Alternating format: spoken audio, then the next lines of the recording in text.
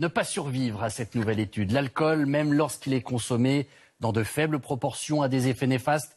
On parle d'un petit verre de vin ou de bière chaque jour. Les auteurs de ce travail recommandent tout simplement de ne pas boire. Isabelle Saboureau, Léopold Audebert et Adèle Zouillache. Voilà une étude qui s'attaque à un savoir-vivre bien français. Déguster du bon vin, partager un verre entre amis est dangereux pour la santé dès les premières gorgées. Cette étude du Lancet, menée dans 195 pays pendant plus de 20 ans, affirme qu'il n'y a pas de dose inoffensive.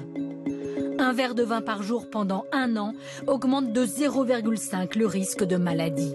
Ce qui change avec cette étude, c'est son importance, sa puissance, le nombre d'études de chercheurs qu'elle a associées. Elle assassine un mythe, c'est le mythe du premier verre qui serait bénéfique ou qui pourrait protéger le cœur, etc.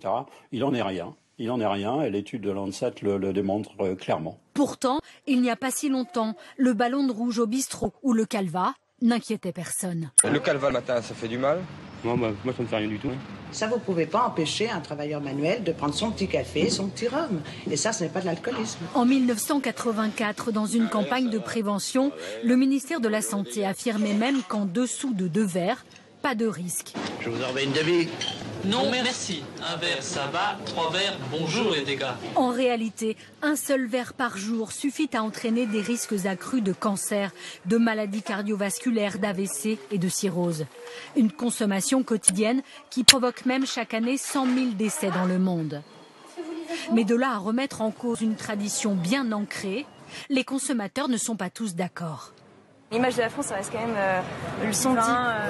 Ouais, exactement, son vin avec son fromage, etc. Donc je pense que ce serait totalement du gâchis et de l'impasse sur notre culture de s'arrêter complètement d'en boire, quoi. Je vois ça un petit peu comme la joie de vivre à la française, ce verre de vin qui est agréable. Un peu plus, c'est certainement néfaste. Ça, je pense qu'on est tous convaincus. Avec 4,9 verres par jour en moyenne pour les hommes, 2,9 verres pour les femmes, on est loin du zéro alcool prôné par l'étude, un sevrage aussi radical que culturel.